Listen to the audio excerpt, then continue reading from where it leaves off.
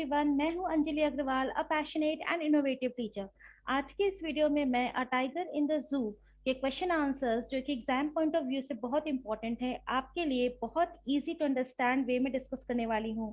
So keep watching, do like and don't forget to subscribe and share.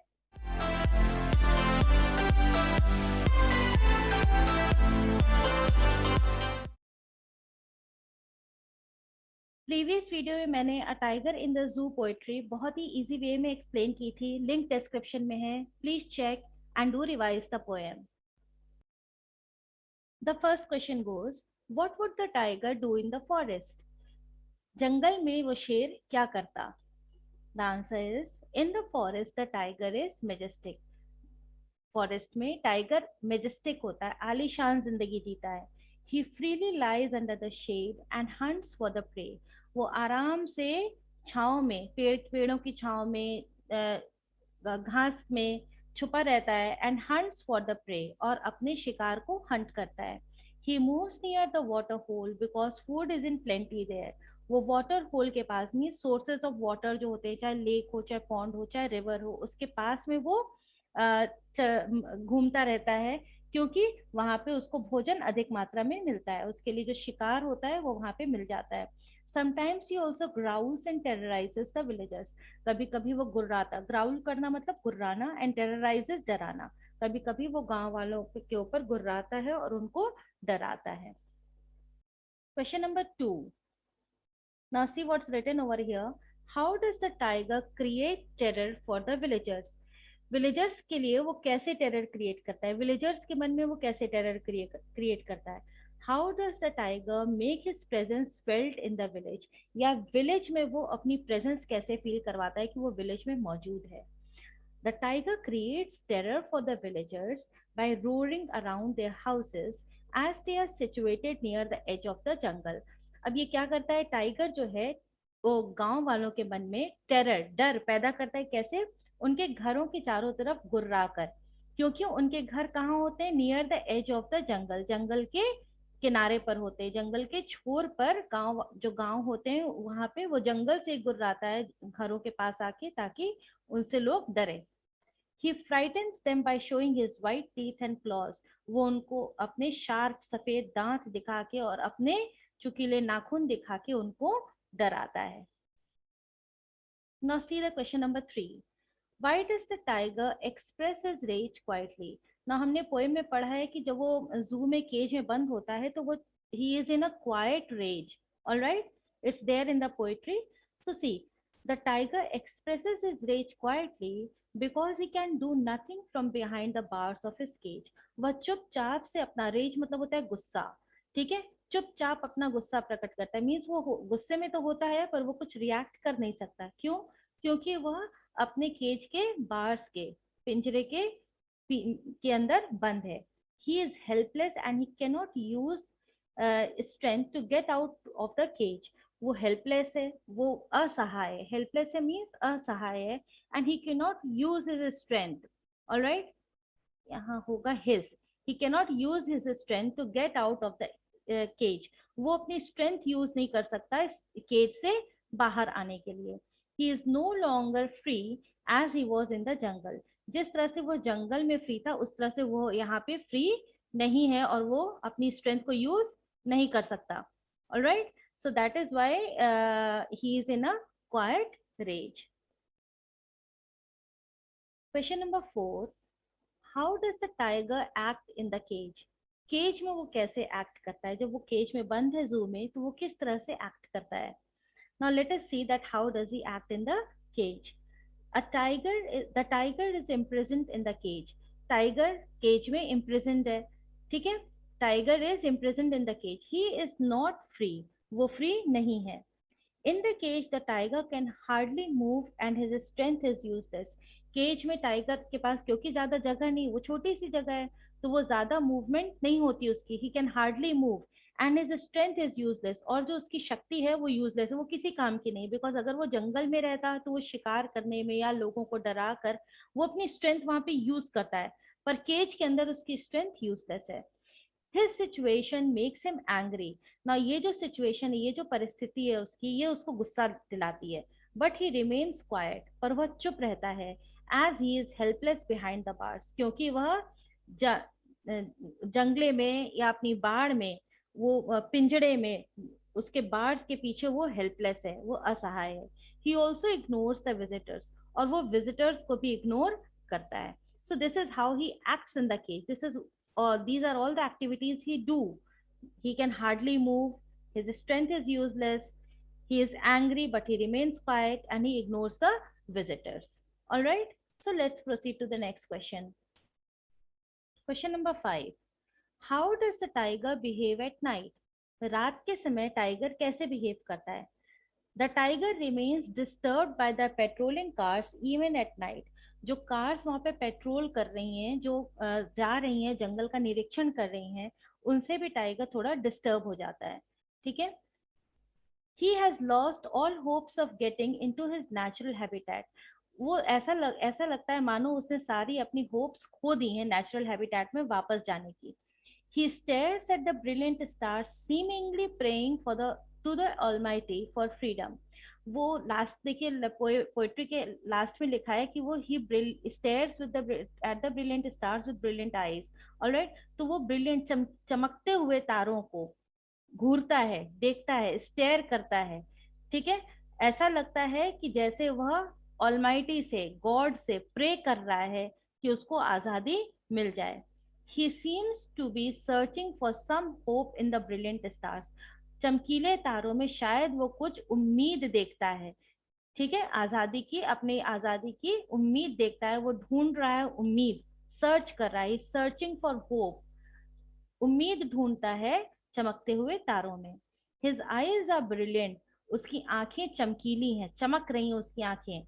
Which implies, जो दर्शाती हैं, जो बताती हैं, that he hopes for freedom someday, कि उसके अंदर एक होप है कि शायद वो किसी दिन फ्री हो जाए और वो भी अपने जंगल में वापस चला जाए.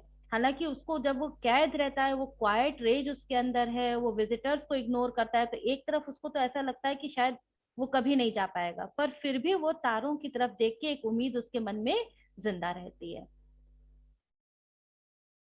Question number 6. What does the poet want to convey through the poem? इस पोएम से पोएट क्या बताना चाहते हैं? थ्रू द पोएम, इस पोएम से the poet tries to convey the miserable life led by the animals in the zoo. He wants to tell us the about the miserable life, जो एक miserable condition होती है जो animals की जू में, उसके बारे में यहाँ पे पोएट हमें इस पोएम में बता रहे हैं. He compares the life of the tiger in the zoo with its life in its natural habitat. वो कंपेयर कर रहे हैं कि टाइगर की लाइफ जो जू में होती है और टाइगर की लाइफ जो नेचुरल हैबिटेट में होती है, दोनों ही चीजों को उन्होंने कंपेयर किया है. The animals have the right to freedom and should not be cage. Animals को भी राइट टू फ्रीडम है, उनको, उनका भी फ्री होना उनका हक है, और उनको केज नहीं किया जाना चाहिए. They should be allowed to run free in the wild. उनको छोड़ देना चाहिए कि वो अपने वाइल्ड इलाकों में, जंगलों में वो भी फ्री फ्री होके दौड़ सकें, रह सकें, और वो भी फ्री जीवन अपना जी सकें. उनको कैद में नहीं रखना चाहिए. ये कवि यहाँ पे, पोएट यहाँ पे इस पोएम में हम लोग को बताना चाह रहे हैं, रीडर्स को बताते हैं. Question number 7. Why is the tiger ignoring the visitors? Tiger visitors को क्यों इग्नोर करता है? The tiger was ignoring the visitors because he considered them devoid of any feelings. क्योंकि उसको ऐसा लगता है कि इन विजिटर्स के अंदर कोई फीलिंग्स नहीं है. डिवॉइड ऑफ, ना होना, कि इन विजिटर्स के अंदर कोई फीलिंग्स नहीं है. None of them thought of releasing him from his prison. क्योंकि इतने लोग उसके आसपास आते हैं, पर किसी के मन में ये थॉट नहीं आता कि उसको इस प्रिजन से, इस जेल से उसको मुक्ति मिलनी चाहिए. Does he stops taking any notice of them? इसलिए वो उनके ऊपर ध्यान ही नहीं देता. Taking any notice of them, उनके ऊपर ध्यान नहीं देना, उनको इग्नोर करना. तो वो विजिटर्स को इस तरह से इग्नोर करना शुरू कर देता है, क्योंकि वो जानता है कि उनके ऊपर गुर्राने से या कुछ भी कहने से किसी भी ढंग से उनके ऊपर कोई असर नहीं होगा, इसको आजादी नहीं मिलेगी. Question number 8. According to the poet, where should the tiger be? Poet के हिसाब से टाइगर को कहाँ होना चाहिए? The poet thinks that the tiger should be in the jungle. Poet सोचते हैं, कभी सोचते हैं कि टाइगर को जंगल में होना चाहिए। It is is natural habitat, ये इसका प्राकृतिक रहने का स्थान है। He should be moving in the long grass near the water hole, वो जो है लंबी लंबी घासों में पानी के स्रोत के पास उसको मूव करना चाहिए, उसको चलते रहना चाहिए। He should lurk in the shadow to hunt the plump deer for his food, वो घात लगाए उसको बैठा होना चाहिए था शैडोज में, ठीक है, छाया में, अंधेरे थोड़ा सा उसमें छुप के घात लगा के बैठना होना चाहिए था, और उसको मोटे डियर पे, प्लम्प मतलब फैट डियर पे को अपना भोजन बनाने के लिए घात लगा के बैठे होना चाहिए था। He should terrorize the villagers near the edge of the jungle, showing his sharp white teeth and long claws. और उसको कहाँ उन्होंने चाहिए था, उसको जो है विलेजर्स को टेरराइज करना चाहिए। जो एज ऑफ द जंगल पे जो विलेज है वहां के विलेजर्स को टेरराइज करना वो उसका स्वभाव है, तो उसको वो करना चाहिए अपने सफेद सफेद नुकीले दांतों को और लंबे लंबे नाखूनों को दिखाकर। तो ये जो टाइगर का स्वभाव है वो बोल रहा है कि टाइगर को इस समय ये करते होना चाहिए था और यहाँ पे होना चाहिए था, जंगल में उसको होना चाहिए था। Question number 9, what are the major poetic devices used in the poem. इस पोएम में मेजर पोएटिक डिवाइसेस कौन कौन सी यूज हुई हैं। पोएटिक डिवाइसेस देखिए वो टेक्निक होती है जो पोएट यूज करता है। पोएम क्या होती है, पोएम कुछ वर्ड्स ही तो हैं जिनको अरेंज किया गया है प्रॉपरली, तो उसका इफेक्ट उसको इम्प्रूव करने के लिए, उसको ब्यूटीफुल बनाने के लिए पोएटिक डिवाइसेस यूज की जाती हैं। अगर आप कहेंगे तो मैं इसके ऊपर एक वीडियो बना दूंगी, आप मुझे कमेंट सेक्शन में लिख दीजिएगा, मैं अलग से पोएटिक डिवाइसेस एक्सप्लेन करने पे आपको बता दूंगी। तो जो मेजर पोएटिक डिवाइसेस इस पोएम में यूज हुई है वो है, पहली है personification. personification like he in the stanza 1, rage in stanza 1 and ignoring in stanza 2। personification मैं एक शॉर्ट में बता दूं, personification होता है कि इनएनिमेट चीजों को या नॉन लिविंग थिंग्स को लिविंग की क्वालिटी देना। जैसे एनिमल्स के लिए हम इट यूज करते हैं, पर यहाँ पे ही यूज हुआ है, तो एक human being like quality, rage गुस्सा, human being like quality, ignoring ignore करना, नजरअंदाज करना, ह्यूमन बीइंग लाइक क्वालिटी। फिर मेटाफर, दूसरा है ये मेटाफर, पैड्स ऑफ वेलवेट। फिर कॉन्ट्रास्ट एक है पोएटिक डिवाइस जो यूज हुआ है, जैसे क्वाइट, कॉन्ट्रास्ट मतलब उल्टा, है ना, तो क्वाइट स्नार्लिंग या टेरराइजिंग, तो क्वाइट और स्नार्लिंग ये दो ऑपोजिट फीलिंग्स हैं जो यूज हुआ है। लर्किंग मीन्स घात लगा के बैठना, स्टॉकिंग धीमे धीमे चलना, तो ये जो है लर्किंग या स्लाइडिंग के साथ स्टॉकिंग, तो ये ऑपोजिट चीजें यूज हुई हैं। कॉन्ट्रास्ट, इमेजरी मीन्स इमेज आप मन में जिसकी बना सके, मीन्स इमेजिन कर सकें जिसे देख के, चाहे स्नार्लिंग, टाइगर स्नार्ल कर रहा है, वो एक्चुअली स्नार्ल नहीं कर रहा है, उसको स्नार्ल करते उसकी इमेज दिमाग में लाना।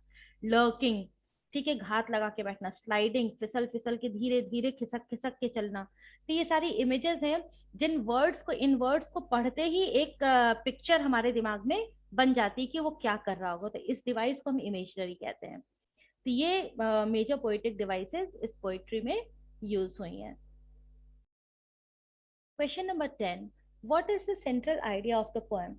In this poem, A Tiger in the Zoo, the poet tries to depict the poor condition of a caged tiger.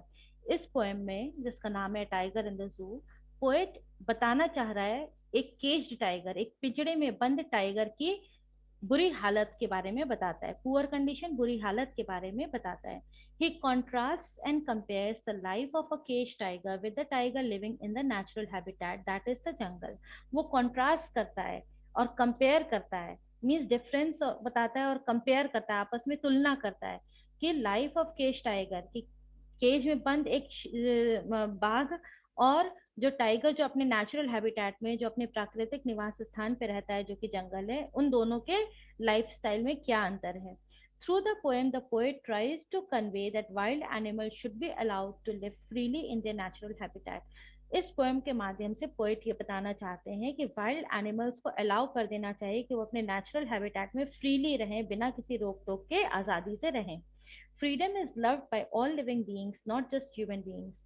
आज़ादी जो है सभी लिविंग बीइंग्स को पसंद है, केवल ह्यूमन बीइंग्स के लिए ही आज़ादी नहीं ज़रूरी है, फ्रीडम नहीं ज़रूरी है, एनिमल्स के लिए ही, सारी लिविंग बीइंग्स को ही अपना जीवन आज़ादी से जीने की का हक है। ये इस पोएम से पोएट हमें कन्वे करना चाहते हैं, और ये इस पोएम का सेंट्रल आइडिया है। आई होप व्यूअर्स आपको ये वीडियो आज का बहुत पसंद आया होगा। ये आपके स्टूडेंट्स के लिए या आपके फ्रेंड्स के लिए बहुत हेल्पफुल होगा।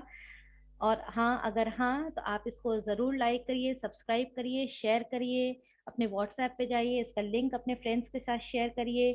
Please hit the like button and subscribe to my channel super soon. आने वाले वीडियोस में मैं इसी तरह से आगे के लेसन्स लेके आऊंगी, ग्रामर पोर्शंस डिस्कस करूंगी। And please stay connected with my YouTube shorts also.